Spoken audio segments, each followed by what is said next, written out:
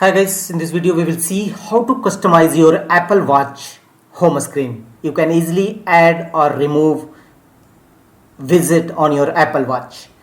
So simply go to your home screen and here scroll down to your widget and choose edit. Here you will see a minus sign icon. If you want to remove it, simply tap on minus sign, it will remove from here.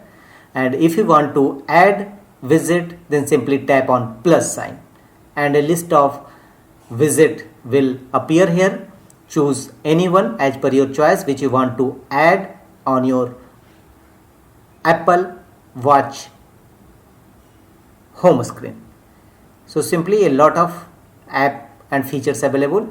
For example, heart rate, and you can easily set heart rate widget will be saved on your Apple Watch home screen. Some other feature also available. Choose any one as per your choice and you can easily add. You can add either and choose any and add it to Apple Watch home screen. Very simple. Various feature available here, and